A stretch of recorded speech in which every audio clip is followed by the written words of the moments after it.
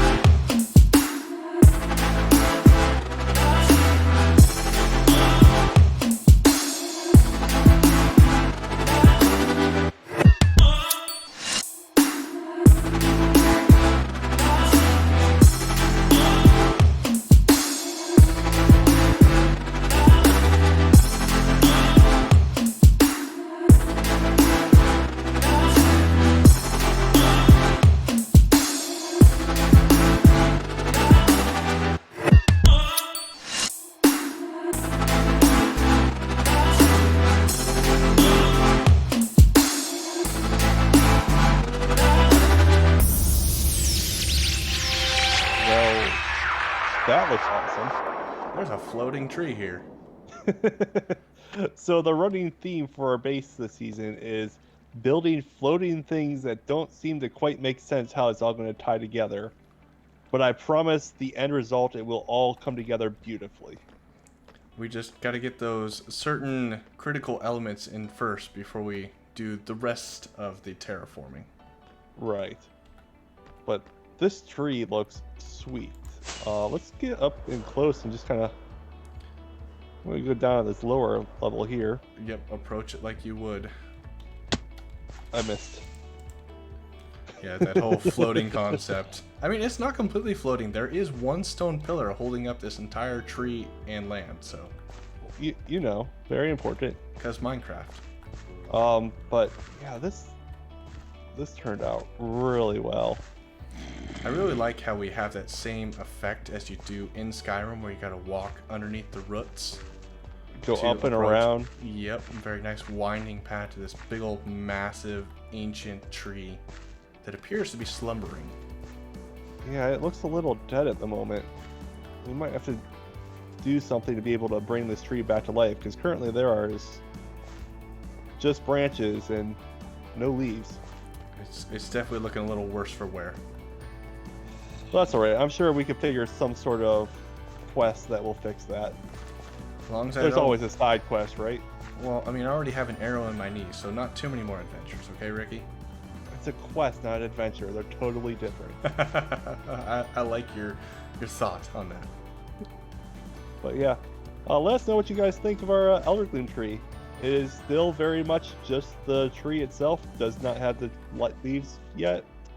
But would love to hear what you guys think of us building a tree using the mangrove roots and the muddy mangrove roots to give you that shaded effect to it. Which I believe that was your idea, Time. Yep. That turned out so well. Kind of the same idea on my starter house build, but just more of an extreme. Yeah, I love that slight darkness that the muddy mangrove adds to it. And apparently the zombie's somewhere in our build. Yeah, I heard that. I'm going to have to go in and figure out where the pocket is to light it up. Well, that's Well, a that's problem okay. for another day. That's Right now, future Ricky problems. cool tree. Alright, my friends, it is now a couple days later, and don't mind the shulker boxes behind me. That's for a project in Starter Town that I have been working on while I have been sick. I haven't really had a very good recording voice, but my mind wanted to build. So those back there, that'll be for a future episode. But I want to point out something right quick, that last you saw, we had a tree. Well, yes, there's still now a tree, but what's missing? You know, maybe like over 200,000 snow blocks. Ricky, you're a madman, man. I can't believe you actually went through and dug out the entire mountain. Look at all these ores now. And just chests upon chests of all of the mountain. Oh, I'm going to have my hands full. Like, what do we got going on here? Oh my goodness. This is going to be the biggest shulker monster ever. Oh, man. Future time problem. Alright, my friends. I think it is time to go ahead and zip on over to Darkwytch's base and show you guys my build submission for the Darkwytch build contest. So, without further ado, I do hope that you guys enjoy.